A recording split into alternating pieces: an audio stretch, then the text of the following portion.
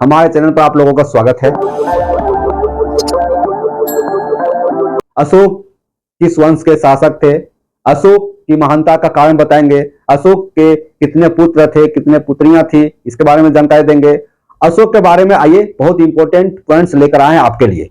सबसे पहले शुरुआत करते हैं दोस्तों अभिलेख। अभिलेख क्या होता है कि राजाओं या सम्राटों के संदेशों को जनता तक पहुंचाने का एक माध्यम हुआ करता था। आज के डेट में देखेंगे कि मोबाइल है, नेट है, सोशल मीडिया है ना, व्हाट्सएप है, फेसबुक है, इंस्टाग्राम है। इस माध्यम से हम लोग क्या करते हैं कि बहुत सारे संदेश को एक दूसरे के पास पहुंचाने का काम करते हैं। लेकिन पहले इस तरह का व्यवस्था नहीं था। तो पहले जो राजा होते थे अपनी बात को, अपना संदेश को जनता तक पहुंचाने का एक माध्यम था अभिलेख। ठीक है, तो अशोक के कई अभिलेख मिलते हैं। तो दोस्तों ये अभिलेख हुआ। और ज्यादातर अभिलेख, प्रश्न यहां बनता है कि अशोक का ज्यादातर अभिलेख किस भाषा में लिखा गया है, किस लिपि में लिखा गया है। तो दोस्तों अभिलेख जो है तो प्राकृत भाषा में लिखा गया है। अशोक का ज्यादातर अभिलेख प्राकृत भाषा में और लिपि क्या हो जाएगा, ब्राह्मी लिपि में। नेक्स्ट देखिए कि अशोक जो महान शासक थे वे किस वंश के शासक थे, इनका वंश क्या था, किस वंश से चल रहे थे। तो क्वेश्चन का जवाब हो जाएगा मौर्य वंश के शासक थे। वंश मींस क्या होता है कि एक राजा, फिर उसके बाद का राजा, फिर उसके बाद का राजा, इस तरह से वंशानुकूल पहले शासन व्यवस्था हुआ करता था। राजतंत्र में क्या होता था कि राजा का बेटा ही राजा बनेगा, फिर उसका बेटा ही राजा बनेगा। इस तरह से जो व्यवस्था था उसी को बोलते हैं वंशानुकूल।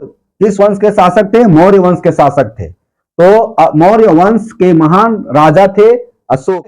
इसके बारे में यदि जानकारी प्राप्त करना चाहेंगे अशोक के बारे में, तो यहाँ पर दो स्रोत मिलता है ना। पहला स्रोत मिलता है कि अर्थशास्त्र से और दूसरा स्रोत मिलता है आपका इंडिका से। तो अर्थशास्त्र और इंडिका दो किताबें दोस्तों। अर्थशास्त्र लिखे हैं चंद्रगुप्त के प्रधानमंत्री। उस समय चंद्रगुप्त के प्रधानमंत्री कौन थे, कौटिल्य थे। कौटिल्य का नाम हम चाणक्य के नाम से भी जानते हैं, कौटिल्य को हम चाणक्य के नाम से भी जानते हैं। तो चाणक्य का लिखा गया पुस्तक अर्थशास्त्र है। तो अर्थशास्त्र से सम्राट अशोक के बारे में जानकारी मिलती है, मौर्य वंश के बारे में जानकारी मिलती है। मेगास्थनीज सेल्यूकस का राजदूत था, है ना। मेगास्थनीज कौन था, सेल्यूकस का राजदूत था। वे चंद्रगुप्त के समय भारत उस समय के लिए आया था। तो उसी दरमियान एक पुस्तक उन्होंने लिखा और उस पुस्तक का नाम था इंडिका। इस तरह से हम बोल सकते हैं कि मौर्य वंश या मौर्य साम्राज्य के बारे में दो स्रोत है, एक है इंडिका और एक है अर्थशास्त्र। मौर्य वंश के प्रमुख राजाओं में से कौन कौन थे, चंद्रगुप्त मौर्य, बिंदुसार, अशोक। यहाँ है चंद्रगुप्त मौर्य का जो बेटा था बिंदुसार था, और बिंदुसार का बेटा कौन हुए, अशोक हुए। ठीक है, तो अशोक हुए। तो इस तरह से हम बोल सकते हैं कि चंद्रगुप्त मौर्य जो है राजा अशोक के दादा हुए। ठीक है, और चंद्रगुप्त मौर्य के पुत्र कौन हुए, बिंदुसार, और बिंदुसार अशोक के पिता हुए। ठीक है, इस तरह से यहाँ पर दो चार क्वेश्चन बन जाता है कि सम्राट अशोक के पिता का क्या नाम था, तो बोल सकते हैं बिंदुसार। सम्राट अशोक के दादा कौन थे, तो बोल सकते हैं चंद्रगुप्त मौर्य। ठीक है, अब देखिए अशोक के अन्य नाम भी मिलते हैं। अभिलेख के माध्यम से पता चलता है कि अशोक का दूसरा नाम था देव नाम पीरिया। ठीक है, और पुराण के अनुसार देखेंगे कि अशोक का दूसरा नाम था अशोक वर्धन। इस तरह से अलग अलग जगह पर अशोक का अलग अलग नाम मिलते हैं। ठीक है, अशोक के पुत्र कौन थे, महेंद्र, और अशोक की पुत्री कौन थी, संघमित्रा। इस तरह से देख सकते हैं दोस्तों अशोक जो महान शासक कहलाते हैं उनका एक पुत्र और उनकी एक पुत्री है। ठीक है, तो पुत्र का नाम है महेंद्र और पुत्री का नाम है संघमित्रा।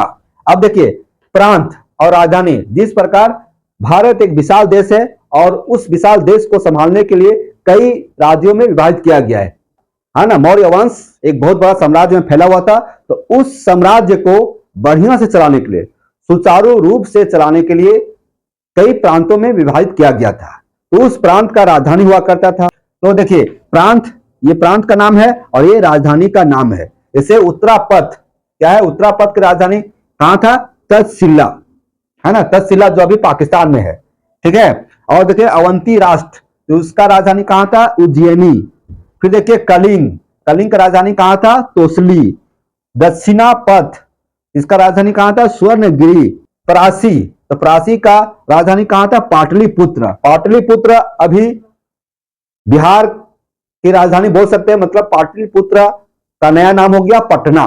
तो दोस्तों आपसे रिक्वेस्ट करना चाहते हैं कि हमारे इस वीडियो को लाइक कीजिए, अपने दोस्तों के साथ शेयर कीजिए और इस चैनल को जरूर सब्सक्राइब कीजिए। धन्यवाद।